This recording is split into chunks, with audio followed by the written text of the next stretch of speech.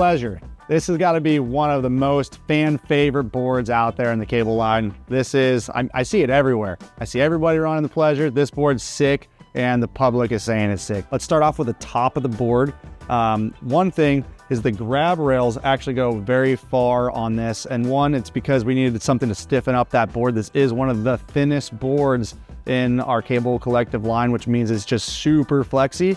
So having these grab rails run all the way up to the tip and tail of the board gives it a little bit more rigidity on your feet, and it's something that's very nice to have. Plus, hey, when you're doing your grabs, it feels cool. Let's move to the bottom of the board. One of the biggest features that you can visually see on the Pleasure is going to be our mid-body channels. What that does is it really helps you to edge around and feel like you're connected to the board and you're not slipping out. So if you're doing air tricks or anything that you feel like you're like really edging into that kicker or something, that's gonna have a lot of hold in the water and get you there without feeling like you're slipping and sliding. One of the biggest features that make this board really forgiving is gonna be our 360-degree beveled edge that we have that runs all the way around the whole entire board. It really allows you to kind of like, I don't know if it's a little chat, if it's a little in the water, or say you're going over some features that might be a little uneven or something like that, it's gonna skip right over all that stuff and just making it so it's just a smooth and very comfortable ride on all terrains, to be honest. So if we move into the tip and tail of this board, one of the biggest features is the single concave pipe rail feature that we have here. Again, it's just though you have a lot of connection to that rail, we wanted to make this board just super user-friendly and really feel connected to whatever surface you're riding.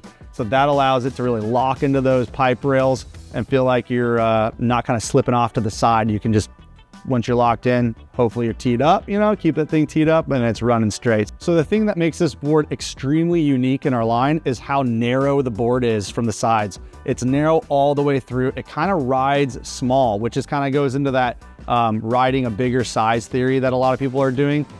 So you can ride a pretty big board because it's so narrow that it doesn't feel like you have a lot of swing weight underneath. It also allows you to just transfer from rail to rail super easy. It's a very nimble and smooth board on the water. It's also extremely thin all the way through. That, I mean, you can't really see it from the straight down because of this grab rail right here. So if you look right here at the tip and tail, you can really see how thin the shape is, and that makes it just super flexy.